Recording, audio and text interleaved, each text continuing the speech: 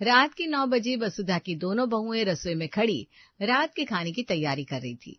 बड़ी बहू प्रिया आटा गूंथ रही थी और छोटी बहू पूजा सब्जी काट रही है। माहौल बिल्कुल नॉर्मल था कि अचानक रसोई की खामोशी को चीरते हुए कड़कती आवाज आई। पहले मेरे पीछे पड़े रहते थे, अब बहुओं के। अब और बर्दाश्त नहीं कर सकती मैं आपकी बातें। अरे शुक्र मनाओ कि कोई खाना बनाकर देने वाला है। हर रोज वही ड्रामे, वही नौटंकी। खाने के वक्त मेरा मूड खराब मत करो। पहले क्या दे रहा हूँ, मुझे ना खाने की कमी है ना खिलाने वालों की।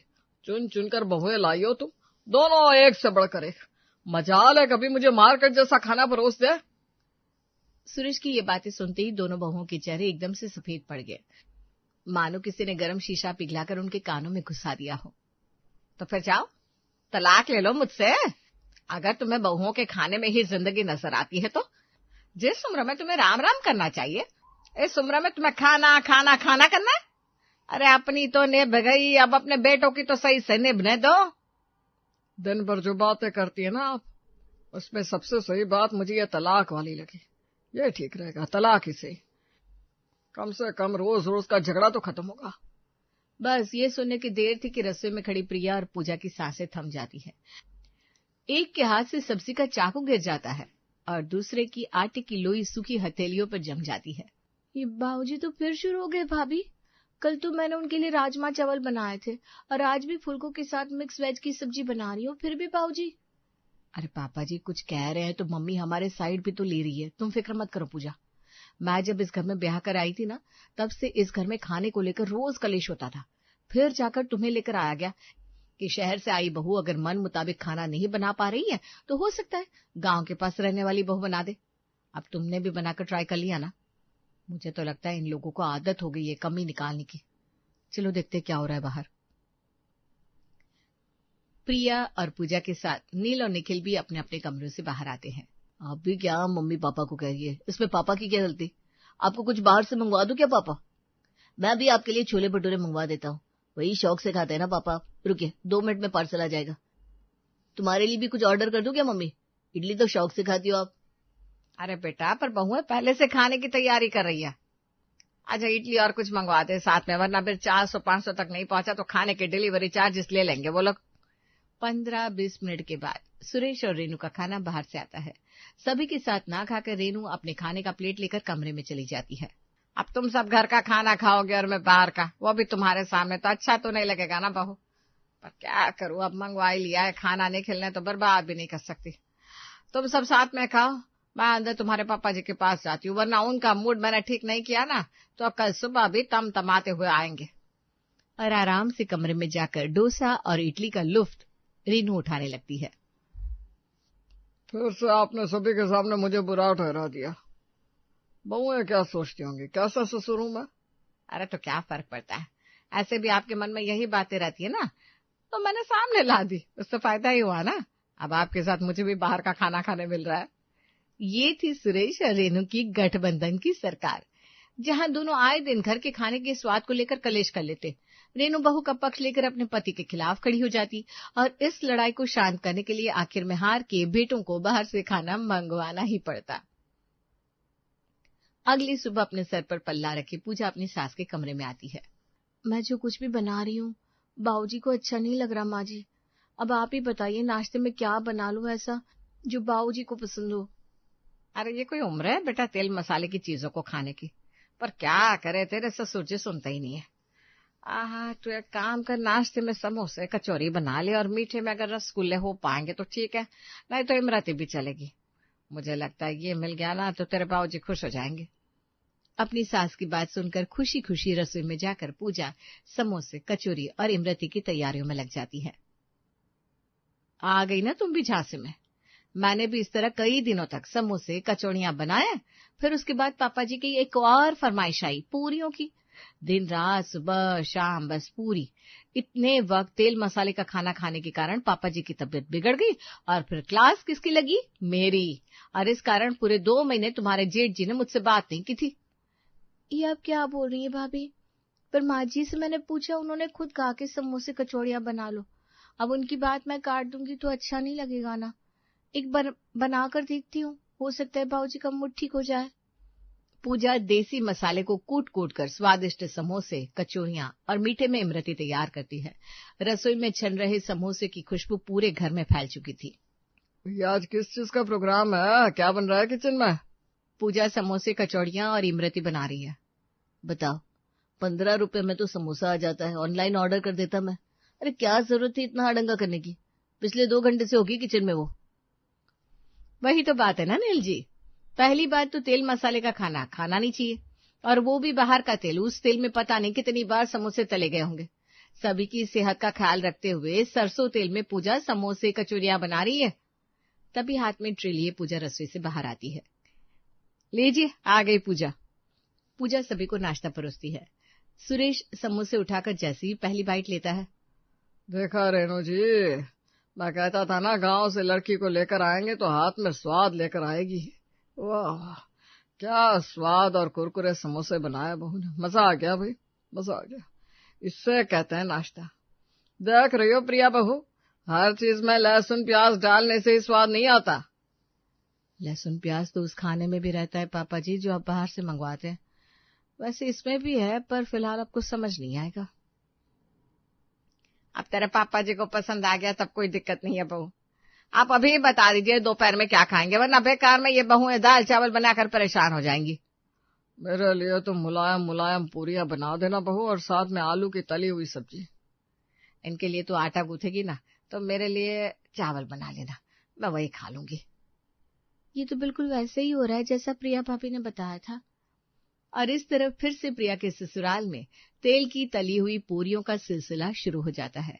5 दिन बाद रेनू रसोई में आती है और अपनी बहुओं से कहती है, मैं क्या कह रही थी, तेरे पापा जी के लिए तो तुम लोग पूरियां बनाओगी हैं? तो कढ़ाई चढ़ा ही रही है तो मेरे लिए भटूरे तल देना। वो क्या है ना, भटूरे और आसान पड़ेंगे बनाने को। बड़े दिनों से मैदा ला कर रखा हुआ है, इस्तेमाल ही नहीं हो रहा, इसी बहाने इस्तेमाल हो जाएगा। ये कहकर रेनू तो रसोई से चली जाती है और पूजा प्रिया एक दूसरे को देखती रह जाती है। ये तो बहुत गलत हो रहा है भाभी। इस तरह तीनों वक्त सभी तेल का तला हुआ खाना खाएंगे तो तबीयत बिगड़ जाएगी। तो जाकर समझा लो ना तुम। मैंने इडली, डोसा, ढोकला, चीला क्या कुछ बनाकर ट्राई नहीं किया कि किसी और चीज में तो इन लोगों को स्वाद आ जाए, पर नहीं। जब तक खाने में पूरी तरह से तेल तैरता हुआ नहीं देखते, पापा जी के गले में, कलेजे में शांति नहीं होती। और पापा जी के लिए अगर तेल का खाना बन रहा है तो बाकी सब भी उसी खाने को खाने के लिए हामी भर देते हैं, ताकि हम पर प्रेशर ना आए। हम पर तो प्रेशर आ ही रहा है, क्योंकि उस तेल के खाने को खाकर सबकी तबीयत बिगड़ रही है। बाबूजी गांव से बहुरिया लेकर आए थे ना, बहुरिया आएगी तो खाने में स्वाद आएगा। अब ये बहुरिया ही सभी को तेल का खाना खिलाएगी, जो इतना पौष्टिक होगा, जिसके बारे में किसी ने सोचा भी नहीं होगा। प्रिया को पूजा की कोई बात समझ में नहीं आती। रात को डिनर के बाद वो अपने कमरे में चली जाती है। प्रिया की आंख बस लगती है कि उसे ढूं ढां की आवाज सुनाई देने लगती है। अनिल जी उठिए दो, मुझे लगता है घर में कोई घुसने की कोशिश कर रहा है। काफी देर से कुछ अजीब आवाजें आ रही है मुझे। देखिए देखिए, फिर आई। अरे प्रिया, ये आवाज मेरे पेट से आ रही है, थोड़ी एसिडिटी हो गई है, सो जा तुम। जवान शरीर में आपको इतनी प्रॉब्लम हो रही है तो पापा जी के पेट की क्या हालत हो रही होगी, सोचा है आपने? आपको तो उन्हें समझाना चाहिए, पर आप तो उन्हीं के लय में रम जाते हैं। अरे तो जिस बाप ने बचपन से मेरी सारी जरूरतें पूरी की, मेरी सारी ख्वाहिशों का ध्यान रखा, उनकी छोटी सी ख्वाहिश भी मैं पूरी ना करूं तो मैं कल से कुछ करने की जरूरत नहीं है। मैं अपने पापा के लिए जो भी उन्हें खाना होगा रेस्टोरेंट से मंगवा दिया करूंगा।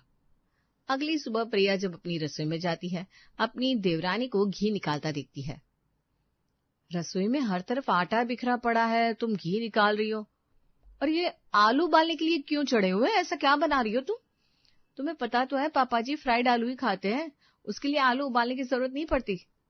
आज मैं कुछ ऐसा बनाने वाली हूँ भाभी, जिसे खाकर मुझे पूरा भरोसा है पापा जी तेल मसाले के खाने को खाना छोड़ देंगे, क्योंकि इस खाने में उन्हें वो सब मिल जाएगा जो वो चाहते हैं, और उनकी तबीयत भी नहीं बिगड़ेगी। आज मैं बनाऊंगी उनके लिए घी वाले लिट्टी चोखा। लिट्टी चोखा? पर ये कैसे बनता है? हमारे गांव में हर प्रोग्राम में, शादी ब्याह में, बीमारों के मुंह का स्वाद बदलने, हर अवसर पर यही बनता था।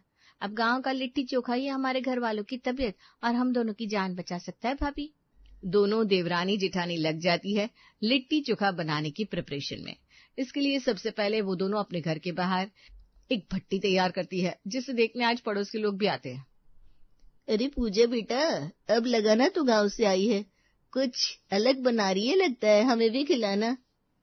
जो कुछ बन रहा है पूरे मोहल्ले के लिए बन रहा है आंटी जी, आपको फिक्र करने की जरूरत नहीं है। हाँ, बस थोड़ी मेहनत करनी पड़ेगी। अगर सभी मिलकर लिट्टी ना सेके तो लिट्टी खाने का मजा नहीं आता। अब एक टाइम का खाना बनाने का काम बच जाता है, इसलिए हर घर से 1-2 मेंबर बाहर आकर इस काम में लग जाता है। कहीं लड़के उबले आलूओं को छील रहे थे, कहीं औरतें नमक अजवाइन डालकर नरम आटा गूंथ रही थी। तभी सुरेश और रीनू घर से बाहर आते हैं। हमारे घर से ये प्रोग्राम हो रहा है और मुझे नहीं पता। बताओ तो, वो तो अंदर आवाज आ रही थी तो सुनकर बाहर आ गया मैं। अब भट्टी सुलगी है तो भट्टी में सेकने का काम मैं करूंगा। बचपन में भट्टी में कई रोटियां सेकी हैं मैंने। पर यहाँ पर रोटी नहीं सेकती पापा जी, आपको भरावन तैयार करना है। अदरक, लहसुन, प्याज, सत्तू, धनिया पत्ता, नींबू का रस। अरे बस बस, क्या करना है मैं समझ गया। अब तुमने जो बताया उससे भी 10 गुना स्वादिष्ट बना दूंगा मैं भरावन, अपनी तकनीक से। तो फिर चोखा मैं तैयार कर देती हूँ। बैंगन और आलू का चोखा मुझसे अच्छा कोई बना ही नहीं सकता, ये मेरी गारंटी। पूरी कॉलोनी एक साथ मिलकर लिट्टी चोखा बनाने में लग जाती है। नाश्ते का वक्त निकल चुका था, पर काम अभी भी जारी था। ये तो काफी देर हो गई पूजा, नाश्ते का वक्त निकल गया है। निकलने दीजिए भाभी, जिसे खाने में कमियां निकालने की आदत होती है ना, उन्हें कभी वक्त पर खाना मिलना ही नहीं चाहिए। जितनी ज्यादा भूख पड़ेगी उतना ज्यादा ही खाना स्वादिष्ट लगेगा सभी को। वाह पूजा, मान गई मैं तेरे दिमाग को। बस तेरे इस लिट्टी चोखे का प्रोग्राम रंग ले आए। अरे बिल्कुल रंग लाएगा भाभी, आप बस सिलबट्टे पर धनिया पीसती रहिए। 3 तरह की चटनी होनी चाहिए, एक मीठी, एक लहसुन की तो मैं बना लूंगी, धनिया का आप बना रही हैं। लगभग सारा काम हो चुका था। आटे के अंदर भरावन डालकर गोल गोल लिट्टी बना दी गई थी। पूजा, सुरेश और मोहल्ले के 2-4 और लोग मिलकर लिट्टी को सेकना शुरू करते हैं। मैं अपनी वाइफ को कहकर सभी के लिए चाय बनवा देता हूँ। कुछ और भी रखना है तो आप लोग भी जरा सहयोग कीजिए। अकेली पूजा ये सब कुछ करे ठीक नहीं है ना। मैं मेरे घर से टेबल कुर्सियां लाकर सोसाइटी के बीचों बीच लगा देती हूँ। 2-4 पंखे भी लग जाएंगे तो पूरी सोसाइटी एक साथ बैठकर खा लेगी। एक छोटी सी मीटिंग की हो जाएगी जैसे। ये हुई ना बात, इसी बहाने कई मसले सुलझ जाएंगे। मैं तैयार हूँ, अचार और सलाद मैं अपने घर से ले आऊंगी। गर्मा गर्म लिट्टियां तैयार हो गई थी, जिसे पूजा घी में डुबो देती है। भाभी के सामने हिम्मत तो दिखा दी, पर प्रभु पता नहीं ये लिट्टी मेरी लाज बचा पाएगा या नहीं। बस सभी को ये लिट्टी पसंद आ जाए। लिट्टी चोखा, चटनी, प्याज, सलाद, दही, कोल्ड ड्रिंक, चाय, नमकीन, क्या कुछ नहीं था खाने की टेबल पर। पूरी सोसाइटी एक साथ मिलकर लिट्टी चोखे का आनंद उठाना शुरू करती है। ये देखो नैना, इसे कहते हैं खाना। मजा आ गया कसम से। सुन रही है प्रिया भाभी आप? आपको लगता है करण बड़े सीधे हैं। सुन लीजिए इनकी बातें। इन्हें तो कभी मेरे हाथ का बना खाना स्वादिष्ट लगता ही नहीं। जब देखो बाहर खाकर आ जाते हैं। हालत देखिए इनकी, मैदा तल्ला बुना खाकर 32 की उम्र में 45 के दिखने लगे। आज तूने लिट्टी बना लिया बहू तो मेरी जान में जान आई। शायद सब मिलकर बना रहे तो मेरा बेटा खा ले, वरना उसके बिना यही नखरा है। घर का खाना अच्छा ही नहीं लगता उसे। पौष्टिक खाना ये लोग खाते नहीं, फिर इन्हें 10 तरह की बीमारियां होती है, फिर बीमारी में पैसे लगाओ सो अलग। वैसे लिट्टी चोखा ऐसा खाना है जिसमें आपको हर तरह के गुण मिल जाएंगे आंटी जी, और तबीयत खराब भी नहीं होगी, क्योंकि इसमें तेल का इस्तेमाल नहीं, घी का इस्तेमाल हुआ है। खाने को चटपटा बनाए रखने के लिए चोखा भी है और चटनी भी, अचार है, पापड़ है, और कोई ढंग से अगर 3 लिट्टी खा लेगा ना तो 4 घंटे भूख नहीं लगेगी उसे। वाकई ये लिट्टी स्वादिष्ट तो बहुत है। वैसे इसके स्वादिष्ट बनने का कारण भी है, भरावन मैंने जो बनाया था। अच्छा, और जिस चोखे के साथ आप इन लिट्टियों को खा रहे हैं वो चोखा मैंने बनाया था।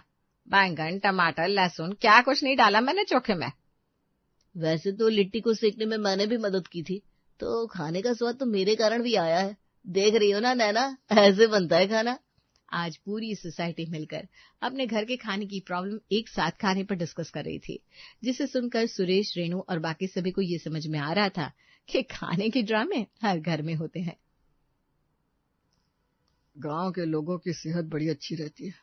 मुझे तो लगता है अब धीरे धीरे हमें उनके जैसा खाना खाना शुरू कर देना चाहिए। और उनके खाने में स्वाद भी होता है और पौष्टिकता भी पापा जी। गांव के लोग ही तो है जो हमारी संस्कृति को जिंदा रखते हैं। भारत के हर शहर, हर कोने के खाने में अलग स्वाद है, फिर भी न जाने क्यों हमें पैकेट में बंद खाना ही खाना है। और वो भी अपने कमरे में अकेले बैठकर। आज पूरी सोसाइटी एक साथ मिलकर खा रही है तो कितना अच्छा लग रहा है, कितना आनंद आ रहा है।